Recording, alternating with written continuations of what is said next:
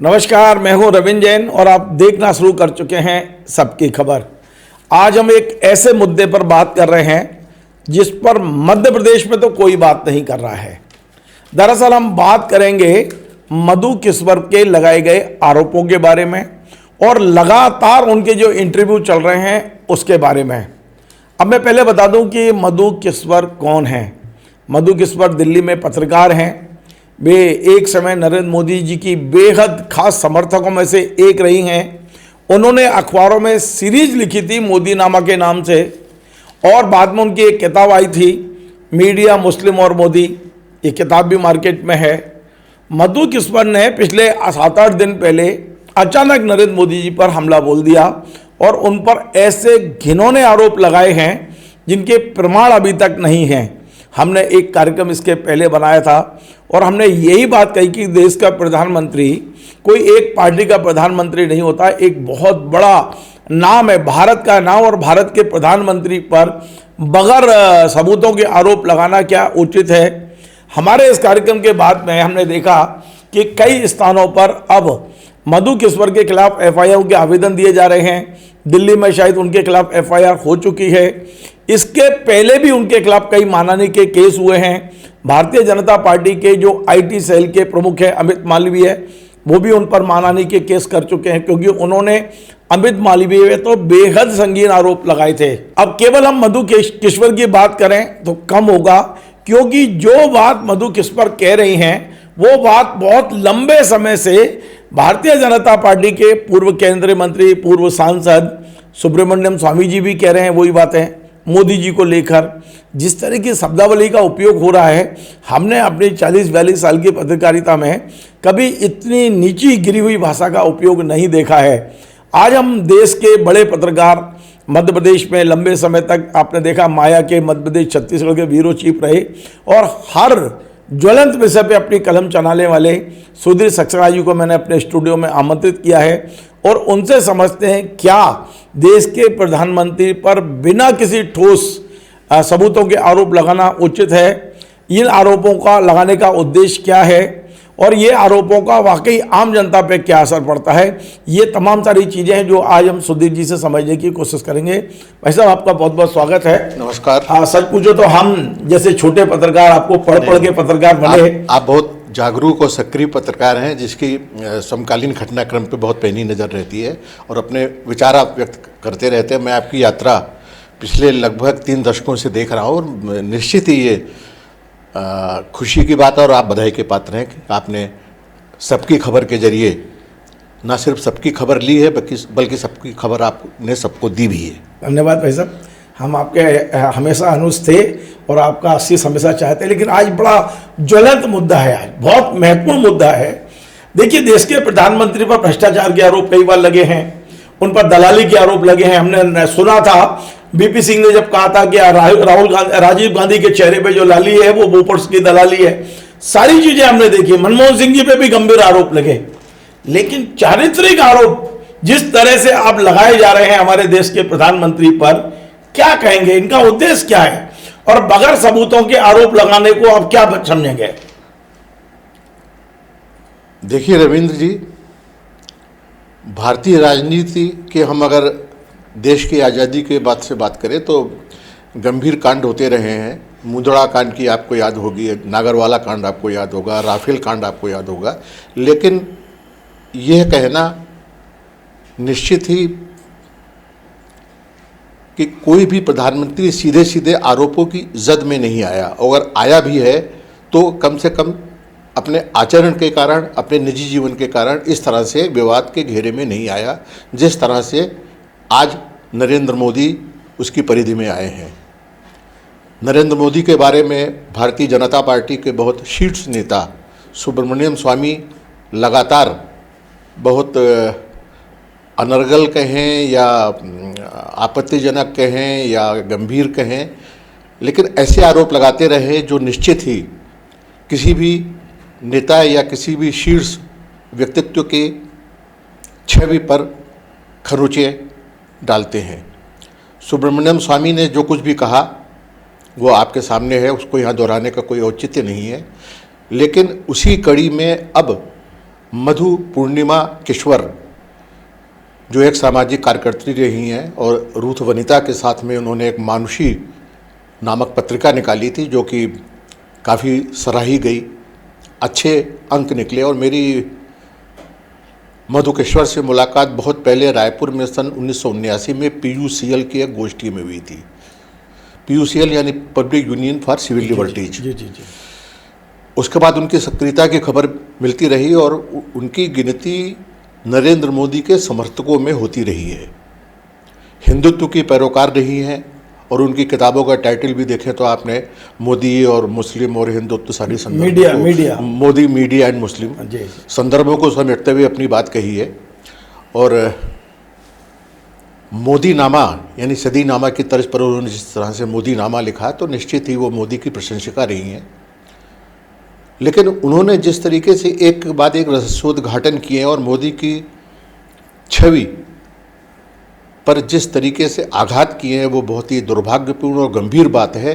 लेकिन चूंकि वो मोदी के नज़दीक रही हैं, मोदी के जीवन चरित्र से परिचित हैं, उसको उन्होंने लिपिबद्ध भी किया है, इसलिए उनके आरोपों को एक बारगी न तो खारिज किया जा सकता है, न ही इग्नोर किया जा सकता है। जहाँ तक प्रमाणों की बात है, जीवन की बहुत सारी घटनाओं को बयान किया जा सकता है, लेकिन उनके प्रमाण नहीं दिए जा सकते हैं, क्योंकि सारी चीज़ें चित्रों में या टेप रिकॉर्डर में कैद नहीं की जा सकती हैं। लेकिन मधु किश्वर जो प्रामाणिक जीवनीकार रही हैं नरेंद्र मोदी की, वो अगर नरेंद्र मोदी के चरित्र के बारे में या उनके संबंधों के बारे में अगर कोई बात कहती है तो मुझे लगता है कि उस पर गौर किया जाना चाहिए। और न सिर्फ मधु किश्वर को पारिस्थितिजन्य प्रमाण देने चाहिए, बल्कि अगर कोई उनका खंडन करता है तो उसको अपने खंडन के पक्ष में भी उतने ही सशक्त प्रमाण देने चाहिए, जिससे ये आभास हो या जिससे पता चले कि मधु किश्वर जो कुछ भी कह रही हैं वो राजनीतिक कारणों से कह रही हैं और उनमें कोई दम नहीं है। अभी तक जो भी चीज़ें सामने आई हैं वो निश्चित ही बहुत गंभीर हैं और 1 अरब 40 करोड़ के राष्ट्र के प्रधानमंत्री की छवि को आघात पहुंचाती हैं और भारत की छवि को भी कहीं ना कहीं धूमिल करती हैं। सुधीर जी, सबसे बड़ी बात यह है कि प्रधानमंत्री पर एक बयान देने पर पूरी भारतीय जनता पार्टी एक्टिव हो जाती है, उनका सारा सेल एक्टिव हो जाता है और बिल्कुल। लेकिन इस मुद्दे पर भारतीय जनता पार्टी में एक गजब का सन्नाटा पसरा हुआ है। क्या समझते हैं, ये सन्नाटा कि मतलब प्रायोजित है? ये सन्नाटा क्यों है? कोई भी व्यक्ति बोलने को तैयार नहीं है। देखिए, आपने अपने सवाल में जवाब भी दिया है। मौन की अपनी गूंज होती है, मौन चुप्पी नहीं होता है, चुप्पी भी बोलती है। इस संदर्भ में अगर नरेंद्र मोदी और उनके सेपा सालार या उनके समर्थक या जिसको कि आजकल हम गोदी मीडिया बोलने लगे हैं, एक नया टर्म ईजाद हुआ है गोदी मीडिया, तो उन सारे लोगों की चुप्पी यह दर्शाती है या इस ओर संकेत करती है कि उन पर जो आरोप लगाए जा रहे हैं और जिस स्रोत से वो आरोप लगाए जा रहे हैं उनमें कहीं ना कहीं प्रामाणिकता या तथ्यपरकता हो सकती है। अन्यथा जिस तरीके से अतीत में पिछले लगभग 1 दशक में मोदी के खिलाफ कोई भी बयान आते ही लोग जिस तरह से खंडन करते थे या उन पर टूट पड़ते थे, मुद्दे चाहे राष्ट्रीय रहे हों, चाहे अंतर्राष्ट्रीय रहे हों, चाहे स्थानीय रहे हों, चाहे गोधरा कांड रहा हो, चाहे बाद की घटनाएं रही हों, सीमावर्ती झड़पें रही हों, चाहे कोई भी प्रसंग रहा हो, लेकिन यह निजी प्रसंग होने के नाते बहुत गंभीर है और इस पर जो कुहासा है वो छटना चाहिए। और ये कुहासा तभी छटेगा जब नरेंद्र मोदी या उनका कोई निकटवर्ती सामने आकर मधु किश्वर के उन आरोपों की प्रामाणिकता के साथ, प्रमाणों के साथ, तथ्यों के साथ, संदर्भों के साथ काट करेगा और कहेगा कि नरेंद्र मोदी पर लगाए जा रहे आरोप राजनीति प्रेरित है या उनके पीछे कोई शक्ति या कोई राजनीतिक दल या कोई गठबंधन या कोई और युति काम कर रही है। कई बार ऐसा नहीं लगता सुधीर जी कि यदि आप मौन हो जाओ किसी आरोप को लेकर तो आरोप अपनी मौत मर जाता है? ऐसा लगता है कि आरोप लगाने वाले खामोश हो जाएंगे, 2-4 दिन, 10 दिन, 5 दिन लगाएंगे। जैसे हम देख रहे हैं सुब्रमण्यम स्वामी लंबे समय से आरोप लगा रहे हैं, लेकिन अब धीरे धीरे उनको कोई सीरियसली नहीं लेता। देखिए, मुद्दा कोई भी हो, मुद्दे एक सिक्के की तरह होते हैं और दुनिया में कोई सिक्का नहीं बना जिसके 2 पहलू ना हो। मैंने कहा कि मौन की भी अपनी आवाज़ होती है, वो मौन भी बोलता है। पूरी की पूरी लॉबी की चुप्पी क्या दर्शाती है? या तो आरोपों में दम है, आरोप सच है, आपके पास उनकी काट के लिए पर्याप्त बातें या सबूत नहीं है, या फिर यह है कि इग्नोर आप इग्नोर करना चाहते हैं। इग्नोर करना भी या सामने वाले को थका देना जी। कि सामने वाला बोलते बोलते थक जाए, आप कुछ ना बोलें, एक लिमिट के बाद वो चुप हो जाता है, तो ये रणनीति हो सकती है। लेकिन जो आरोप लगे हैं वो तो हवा में तैर रहे हैं, वो नष्ट नहीं होंगे। जैसे कहते हैं ना कि ऊर्जा नष्ट नहीं होती है, तो आरोप या बातें भी नष्ट नहीं होती हैं। और मोदी की जो छवि है, और मोदी, लेकिन ये भी आप गौर करें कि चारित्रिक स्खलन के साथ साथ भाषाई स्खलन भी इस राजनीतिक दौर की एक बहुत बड़ी घटना है। जिस तरीके से शीर्ष पदों पर बैठे हुए लोग या हमारे सांसद या अन्य पदाधिकारी जिस भाषा का इस्तेमाल करते हैं, मुझे लगता है कि मोदी के बारे में जिस तरह से अनेक नेताओं ने बयानबाजी की है, वो पूर्ववर्ती किसी प्रधानमंत्री या बड़े नेता के बारे में कभी नहीं की गई होगी। एक छोटा सा सवाल मेरा यह है, सुब्रमण्यम स्वामी, देखिए आज की तारीख में भारतीय जनता पार्टी कोई लोकतांत्रिक संगठन नहीं है, आप और हम सब जानते हैं। ये दो लोगों द्वारा संचालित संगठन बन गया है। बेशक आज 6 अप्रैल है और उनका स्थापना दिवस है, हम उस दिन ये कार्यक्रम मना रहे हैं, जी जी। पर ये कटु सत्य है कि अब इस समय दो लोगों का पूरी तरह कब्जा है भारतीय जनता पार्टी पर। नरेंद्र मोदी के खिलाफ बोलना तो बहुत है, सोचने वाले को भी पार्टी से बाहर कर दिया जाता है। सुब्रमण्यम स्वामी ऐसी कसी मजबूरी है कि ना उन्हें बाहर निकाला जाता है, ना उनके बीजेपी से सस्पेंड किया जाता है, ना उनसे कोई जवाब तलब किया जाता है, और उन्हें बोलने के लिए एक ऐसा कि एक स्तंभ खड़ा कर दिया गया कि हाँ आपके तो यही छवि है, बोलते रहिए। अब देखिए, एक कहावत है हिंदी में, निगलत उगलत पीर घनेरी। आप निगलेंगे तो फंसेंगे, उगलेंगे तो फंसेंगे। सुब्रमण्यम स्वामी बहुत महत्वपूर्ण नेता रहे हैं, बरसों सांसद रहे हैं, केंद्रीय मंत्री रहे हैं, और भारतीय जनता पार्टी के एक तरह से कहना चाहिए कि स्तंभ रहे हैं।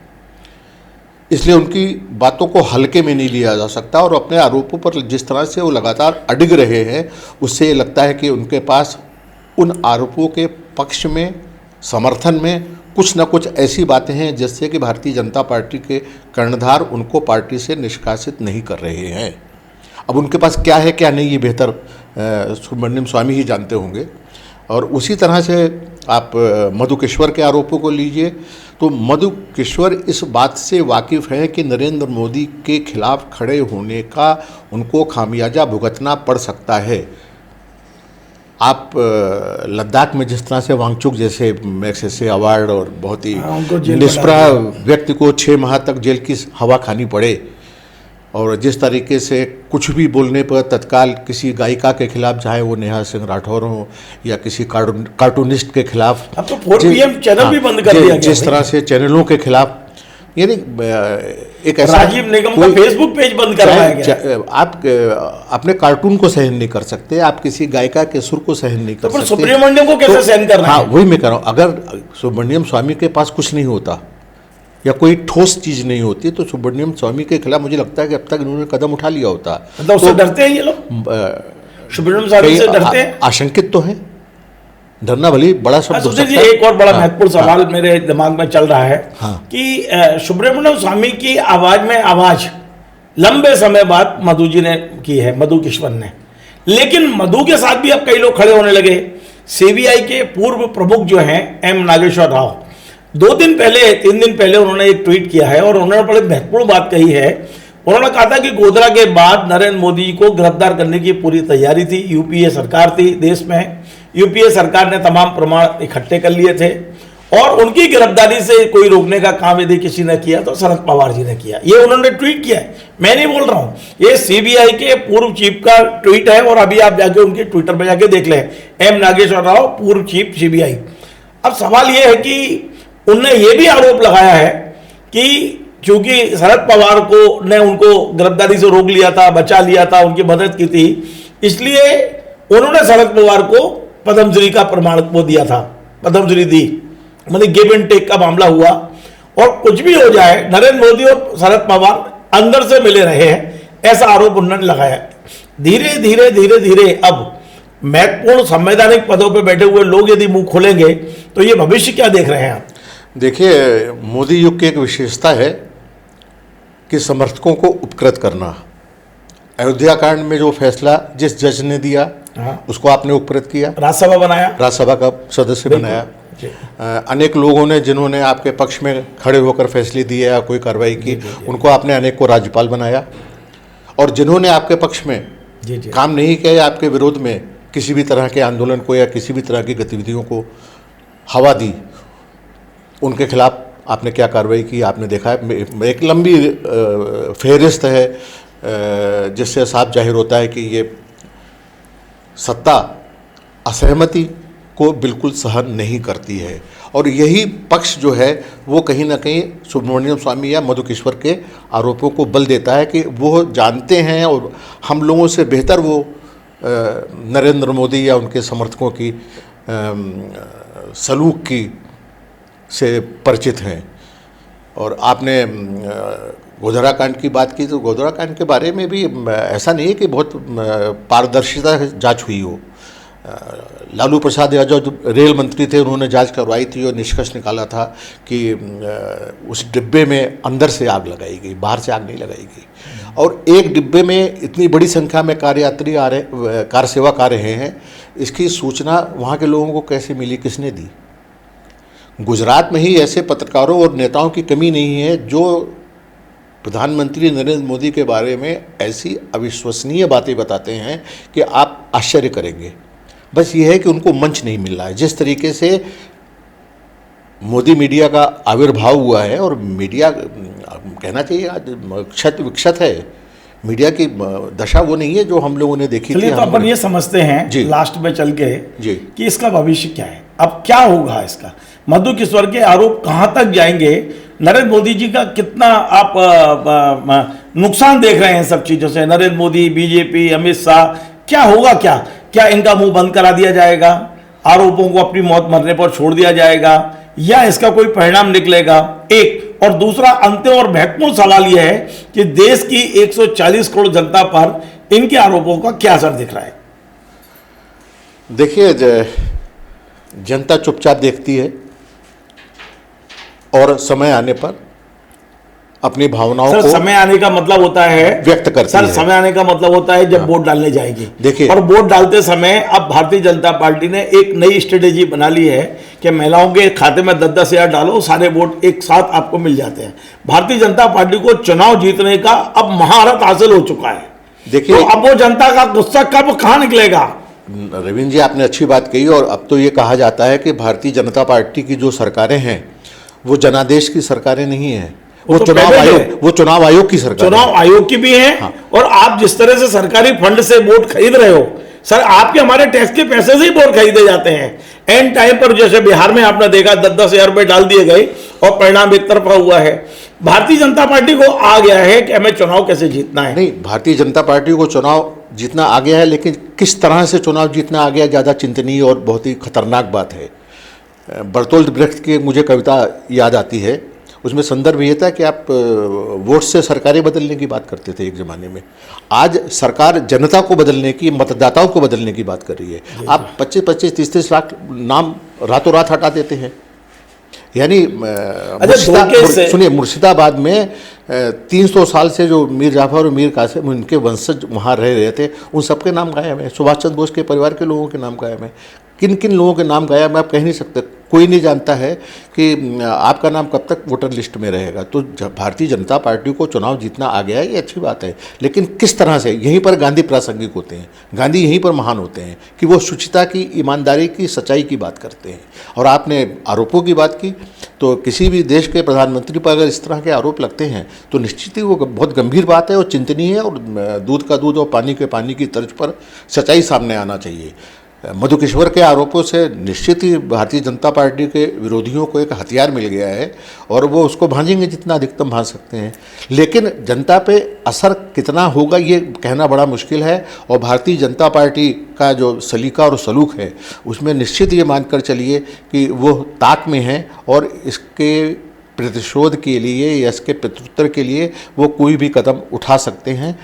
जिगर थाम के बैठिए, कल कुछ भी हो सकता है, लेकिन आरोप गंभीर है। एक अंतिम सवाल, जी, बहुत महत्वपूर्ण सवाल मैं पूछ रहा हूँ। हाँ, मधु किश्वर के पीछे कौन है? बीजेपी के लोग, कांग्रेस के लोग, या कोई और? मधु किश्वर को हवा कौन दे रहा है? इन आरोपों के पीछे उनके साथ खड़ा कौन है?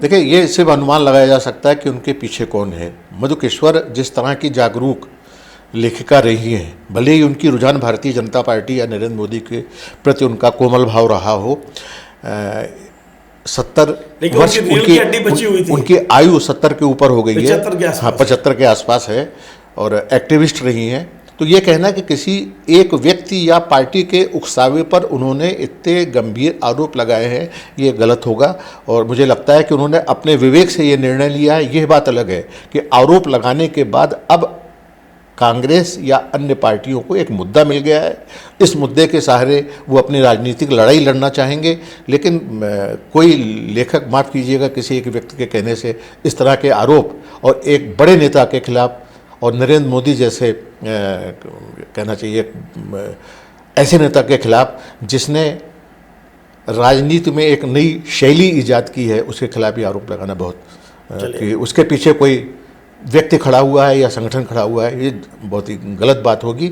उनके अपने आरोप हैं। ज़रूरत इस बात की है कि उन आरोपों का प्रमाणों के साथ में खंडन किया जाए, या कहा जाए कि ये आरोप गलत हैं या इनके पीछे फला फला सक्रिय है। चलिए, बहुत बहुत धन्यवाद। तो बहुत महत्वपूर्ण बात, आज बेहद गंभीर मुद्दे पे हमने बात की है। मधु किश्वर के साथ धीरे धीरे लोग आवाज़ पे आवाज़ मिलाने लगे हैं, लेकिन आज कई बातें इशारों में और कई बात स्पष्ट सुधीर जी का साफ कहना है कि यदि मधु किश्वर ने बगैर प्रमाणों के कही है तो अप्रमाणों के साथ उसका खंडन कर दीजिए। ये भी कहा है उन्होंने कि मधु किश्वर से यदि प्रतिशोध की भावना से काम होता है तो उनके लिए कितना संकट होगा, ये भी उनको महसूस करना चाहिए। ये भी कहा है कि मधु किश्वर एक लेखिका हैं, लेकिन उनकी अभी रीढ़ की हड्डी बाकी है। मुझे यही लगता है कि वो जो बात कह रही हैं वो किसी के उकसावे पे, किसी के इशारे पे नहीं कह रही हैं, जो उनके अंदर है वो कहीं ना कहीं प्रकट हुआ है। बहुत सारी चीज़ें हैं, पर निश्चित तौर पे ये जो मुद्दा उठा है, धुआं उठा है, तो आग भी होगी। आग कितनी होगी, आग कैसे बुझेगी, हमारी नज़र हर खबर पर रहेगी। नमस्कार। Join the next be the best, Bundelkhand का सबसे विशाल और आधुनिक विश्वविद्यालय ज्ञानवीर यूनिवर्सिटी। ये सिर्फ एक यूनिवर्सिटी नहीं, ये है आपके सपनों का लॉन्च पैड। यहाँ मिले आपको smart classrooms, modern campus, updated labs और एक्सपीरियंस्ड फैकल्टी। हर स्टूडेंट को मिलता है कॉन्फिडेंस, ग्रोथ और एक ब्राइट करियर का प्रॉमिस। नए सेशन के लिए एडमिशन ओपन है, तो इंतजार कैसा? आज ही कांटेक्ट कीजिए।